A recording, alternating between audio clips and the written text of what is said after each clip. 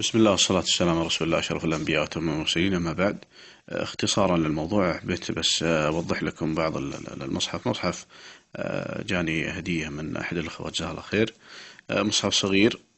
قمت وشليت ذي لأني وجدت في البرواز نفسه بعض الرموز والطلاسم.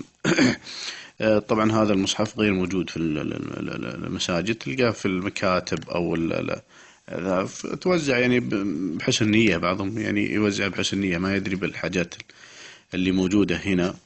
الأول لاحظ بسم الله. أولا هنا لاحظ وجه شيطان، وجه واضح جدا هنا، واضح جدا يعني اللي بدقق بيشوف.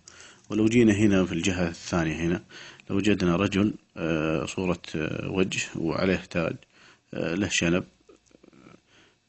يعني ما أدري وش قصدهم من الشيء هذا. وجوه من هنا، وجوه لو دقق الواحد فيها يشوفها.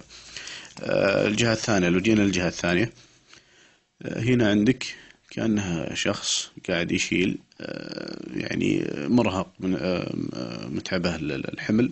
لاحظ أنها عددها 8، يعني استهزاء في الدين. حملة العرش 8.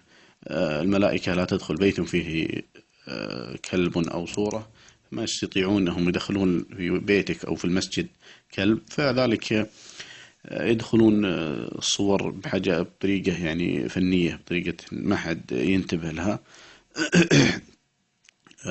فهذا طبعا نلاحظ في الصورة هذه.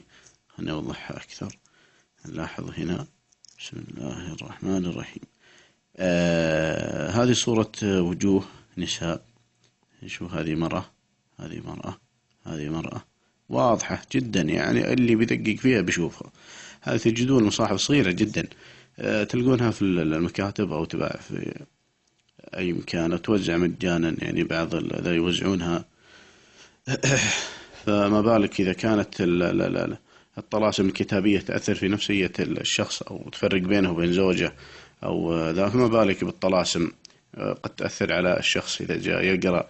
إذا كان يقرأ الآية يشطح، يفكر في موال ثاني.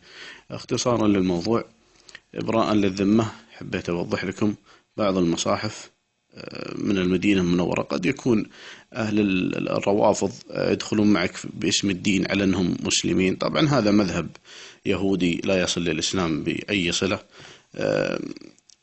يريدون أن يحرفون في المصحف، ولكن لا يستطيعون ذلك، لأن الله سبحانه تكفل بحفظه وإنا له لحافظون.